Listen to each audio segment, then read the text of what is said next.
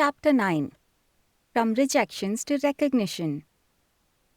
By the end of the third year at Gudlavaleru Engineering College, the campus pulsed with an excitement that was almost electric. Placements had begun, a season where students run around with nervousness. Students were to be found under trees and inside sophisticated college library, reciting formulas, practicing mock interview questions, and reassuring each other. It was a steep, uncertain mountain for me. I knew I had to climb and cross multiple invisible hurdles to reach my destination. During placements, Professor Karunakumar, the placement officer, stood firmly by my side. He ensured I was prepared, represented daily, and never sidelined. While I already fought so many battles just to get into the campus, it was time to fight to step into the outside world. One day, Wipro Technologies arrived at the campus and transformed the whole vibe. Not only the students, but also the faculty presented their best selves. The first round was an aptitude test.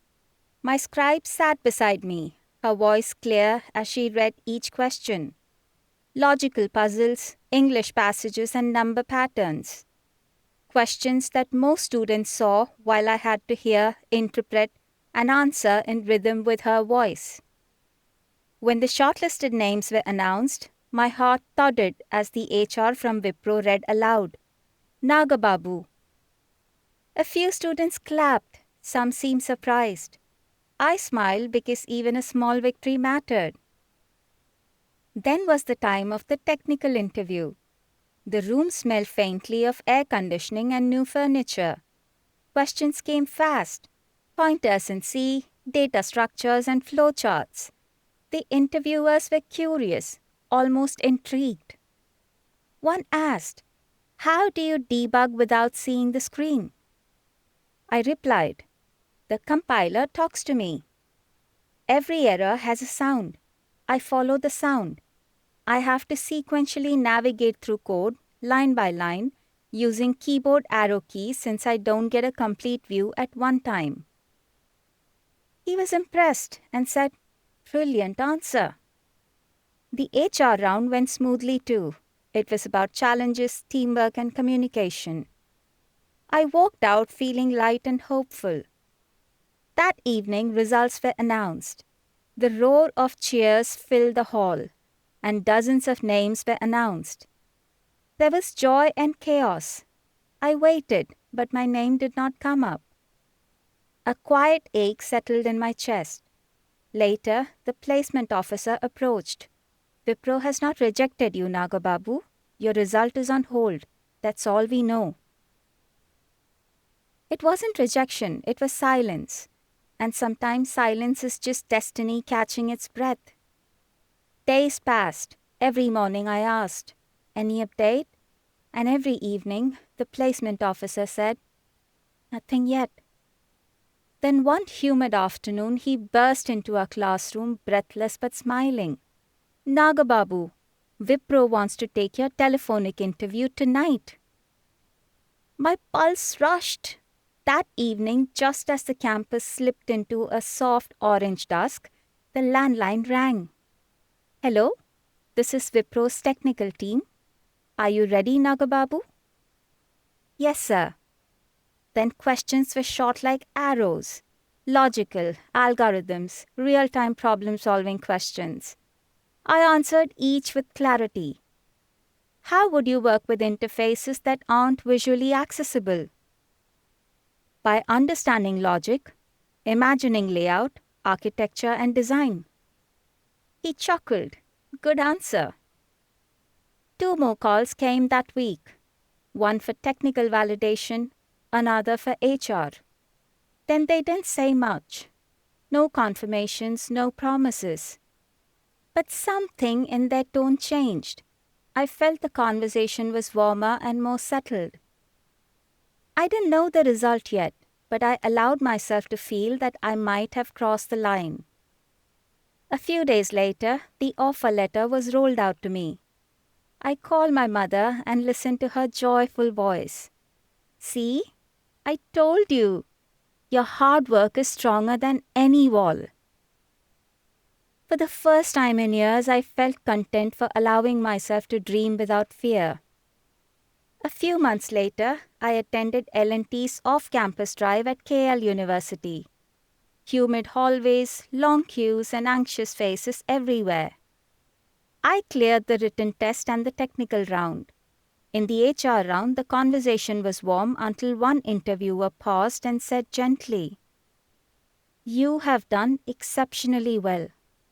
But practically, it might not be feasible." That word feasible carried a sting wrapped in politeness. "We will get back to you," he concluded. They never did. Some doors don't close loudly, they just disappear. Next came the emphasis drive at Godavari Institute of Engineering and Technology, Rajamundry. Nearly 1,500 students appeared for the written test. Around 100 cleared it. After multiple interview rounds, 23 candidates were selected. I was the only blind candidate among them. I received a letter of intent. Hope filled me like morning sunlight. Then came the 2008 global recession. Hiring froze, emails stopped, promises vanished. My mother asked me gently each night, "Any update?" I smiled, hiding the ache. "Maybe tomorrow, Amma." But tomorrow didn't come. Amidst all these struggles, there was another responsibility staring my life. My younger sister, Shailaja. Unlike me and my other sister, she was not blind. She was bright but struggled with mathematics and drifted towards commerce. After her 12th, we faced a question that felt heavier than any exam. How do we secure her future when we could barely secure our present? My father's support was almost non-existent, a gap that had been there all our lives. So like every burden at home, this too came to me. It was June 2008. I was earning very little, running the computer center, teaching as a lecturer, supporting my mother, and still trying to find my own direction. Yet when it came to Shailaja, I didn't hesitate. There was a night I sat alone and thought, if needed, I will stop my studies, let her go ahead. Not as a sacrifice, but as my responsibility. Fortunately, with the help of my friend Kali Shekhar, who was then studying at Madras Christian College, we managed to get her admitted there. Somehow she completed her graduation. She later found a job and began earning for herself. While my weight was turning unbearable, I chose to make a move. Principal Srinivasa Rao of Sri Srinivasa Degree College in Vuyuru offered me a lecturer position without any hesitation or doubt. "Teach them well, Nagababu," he said. "You will do wonders." I thought about it and gave it a try. In my first class, I was not nervous at all. My voice became my vision. After the class, a student approached me. "Sir, you make us see code like a story." That sentence was my first true paycheck. As a side hustle, I also opened a small computer training center beside our house where I spent evenings. Just 2 rooms, a few second-hand systems, a dozen eager minds. It was the financial support of Anil sir and Pawan whose timely help made it possible for me to turn a fragile idea into a working space for learning and hope. The soft thrum of CPUs, the clack of keyboards, and the faint smell of heated circuits. Those became the heartbeat of my evenings. Power cuts were frequent, but I would laugh and say, "Let's learn logic in the dark. I've been doing it for years." Laughter filled the room, warming the dim glow of emergency lamps. That center wasn't just about computers. It was about courage, ours and mine. During the summers of 2008 and 2009, my work went beyond the small center. I began freelancing with Sai Medha Institute, coaching Polytechnic final year students for the ECET examination. I trained them in core subjects, problem solving, and exam strategy, the same way I learned to break complexity into logic. When results came, I was glad to know that several of my students secured good ranks and earned engineering admissions. Watching them move forward reminded me of something important, that even when my own future felt uncertain, I was capable of shaping someone else's. During those turbulent months, one voice became my world: Rekha. She was my student in the Computer Training Center and also a student of Sri Srinivasa Degree College in Vuyuru. She brought notes, assignments, and quiet cheer. "Sir, don't you ever feel tired?" she once asked. "Tired? Of course. But if I stop walking, who will show others that a path exists?" Her soft chuckle felt like a lantern in a storm. Without realizing it, she became a calm presence in my hard times, a reminder that sometimes strength arrives disguised as warmth. She didn't change my world, she secured it.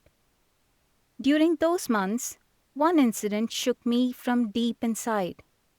One evening, in the middle of a class, someone shouted outside, "Nagababu, your mother's been taken to the hospital." I ran barefoot through the streets to Pinamaneni Nursing Home, the same place where my life began. She had consumed acid, worn down by hardships she had carried too long. The doctor said gravely, "We'll try our best." I handed him 1,500 rupees, my entire earnings from the center. He pressed it back into my hand. "Keep it. She needs you strong." I stayed beside her for days. Machines beeped. The air smelled of antiseptic. Every moment felt like a held breath. When she finally opened her eyes and whispered, "Nani," I broke down completely. It was forgiveness, love, and rebirth. It was a second chance for both of us. The responsibility of the family stayed on my shoulders, fully and constantly. My mother, my sisters, their education, their safety, their lives. I carried them all while building a life that didn't yet feel stable under my own feet. I never wanted sympathy for any of it. Life doesn't pause for our struggles. You move even when the weight threatens to bend you. Those years shaped me, not through comfort, but through load, not through support, but through absence of it. It was June 2009, a hot morning, a routine check of my inbox. And then the subject line that froze my breath: Wipro Technologies, joining date confirmation. "Amma!" I shouted. She ran in panic and I laughed through tears. "I'm joining Wipro. It's here finally." She hugged me tight, whispering, "Delay is not denial, Nani." That day, even the world felt lighter. My farewell was not in a grand hall, it was inside my small computer center. The same room that had become a refuge for many dreams, including mine. Students from the degree college and the center crowded in. A student read what was written on the blackboard. "Congratulations, sir. Wipro awaits you." Students filled the room with applause, snacks, stories, and warmth. One student said, "Sir, we wanted to celebrate you where it all began." When it was my turn to speak, I said quietly, "Strength isn't about sight. It's about vision. You don't need eyes to see your path, only faith to walk through it." The room went still and then erupted in applause. Later that night, I turned off each computer one by one. The screens went dark, but inside me, a light burned brighter than ever.